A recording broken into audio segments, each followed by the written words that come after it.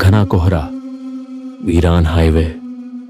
रात के ठीक 2 बजे ट्रक की हेडलाइट्स धुंध को चीर रही थीं और तभी वो दिखी, लाल साड़ी में, सड़क किनारे, एकटक घूरती आंखें।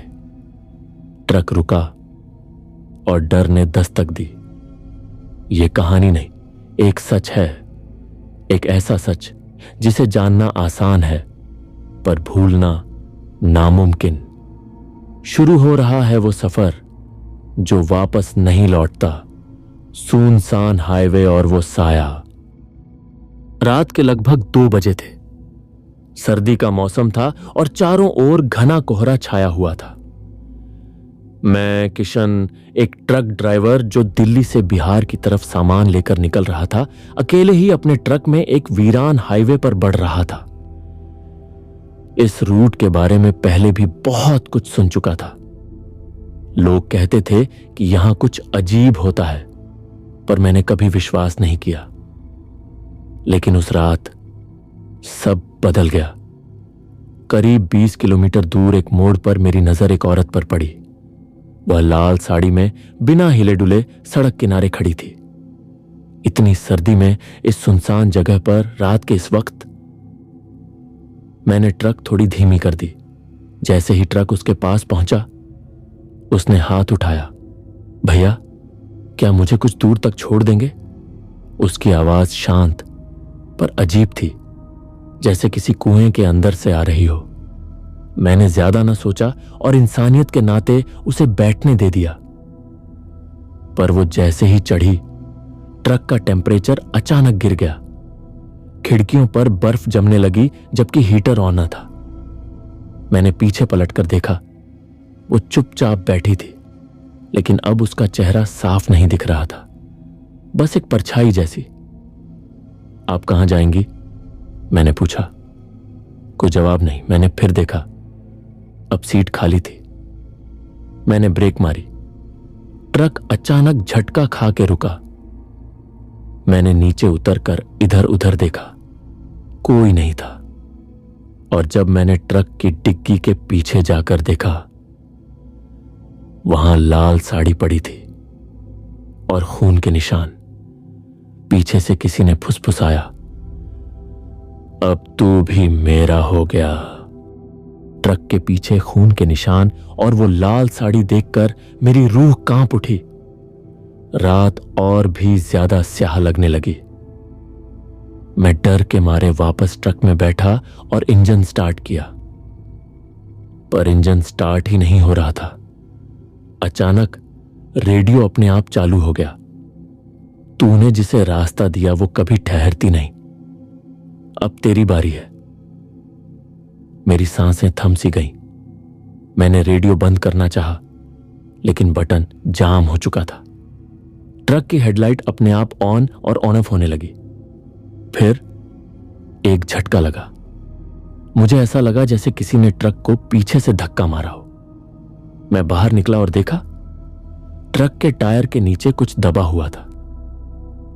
जब मैंने नजदीक जाकर टॉर्च मारी तो मेरी आंखें फटी रह गईं। वहां किसी का कटा हुआ हाथ पड़ा था और वो धीरे धीरे हिल रहा था। मैं कांपते हुए ट्रक में वापस आया और फिर से कोशिश की। इंजन चालू हो गया, पर जैसे ही मैंने ट्रक बढ़ाया, बैक मिरर में कुछ दिखा। वो औरत अब मेरी सीट के ठीक पीछे बैठी थी। चेहरा अब साफ दिख रहा था। आंखें लाल, चेहरा झला हुआ और मुस्कुराहट ऐसी जैसे मौत खुद देख रही हो। तुझे उस रात किसी और को ले जाना था, पर तू मुझे मिला। अब तू ही पूरा करेगा मरण क्रिया। मैंने ट्रक तेज भगाया। मोड़ आया। ट्रक फिसला और जाकर एक पुराने मंदिर के बाहर रुका। वही मंदिर जो इस रास्ते पर बदनाम था। गांव वालों की कहानियों में मैंने सुना था कि इस मंदिर में हर साल एक आत्मा मरण क्रिया पूरी करवाती है, किसी जिंदा इंसान की बलि से।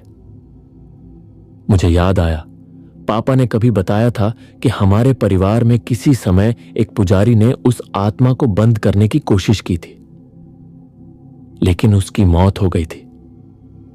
क्या वो औरत उसी आत्मा की पुकार थी? अब मंदिर के गेट अपने आप खुल गए। अब सवाल यह नहीं था कि मैं जिंदा रहूंगा या नहीं। सवाल यह था कि क्या मैं खुद को खो बैठूंगा?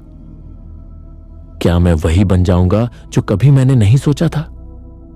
एक और भूत, एक और गुमनाम चेहरा उस मरण क्रिया के चक्र में। रात के उस सुनसान रास्ते पर मेरी सांसें तेज चल रही थी।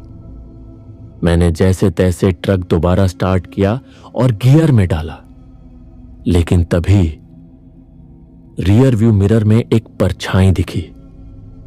कोई बैठा था पीछे। मैंने गर्दन घुमाई, पीछे कोई नहीं था, लेकिन शीशे में साफ दिख रहा था। एक औरत सफेद साड़ी में, चेहरा काला जैसे राख से पोता गया हो, और उसकी आंखें बिल्कुल सफेद, बिना पलक झपकाए मुझे घूरती रहीं। मैंने तेजी से ट्रक भगाया, पर रास्ता वही दिख रहा था जैसे ट्रक आगे नहीं बढ़ रहा हो। किलोमीटर मीटर में 30 ही अटका था। तू उसे लेकर क्यों आया? पीछे से वही औरत की डरावनी फुसफुसाहट आई। किसकी बात कर रही है? मैंने कांपते हुए पूछा। जो बच्चा तूने रास्ते से उठाया था वो मेरा नहीं था, वो श्राप है, और अब तू भी उसी का हिस्सा है। तभी ट्रक के ब्रेक अपने आप लग गए। दरवाजा खुद ब खुद खुला और कोई चीज अदृश्य सी मुझे ट्रक से खींचकर बाहर ले आई। जमीन पर घसीटते हुए वो मुझे उसी पेड़ के पास ले गई जहां पहले भी कुछ अजीब लगा था। पेड़ की जड़ में खुदाई हो चुकी थी। अंदर एक टूटा हुआ ताबूत, और उस ताबूत में वही बच्चा, पर अब उसका चेहरा सड़ चुका था। आंखें खुली थीं, पर आंखों के अंदर की पुतलियां नहीं थीं। फिर एक तेज चीख, तेरा वक्त अब शुरू होता है। उस चीख के बाद मेरी आंखों के आगे अंधेरा छा गया। जब होश आया तो मैं मंदिर के अंदर था, जमीन पर बंधा हुआ, और मेरे चारों ओर लाल चूर्ण, राख और असंख्य मोमबत्तियां जली थीं। सामने वही औरत अब पूरी तरह बदल चुकी थी। उसकी शक्ल अब इंसानी नहीं रही थी। पीठ तक उलझे बाल, सड़ी हुई त्वचा और मुंह से टपकता काला तरल।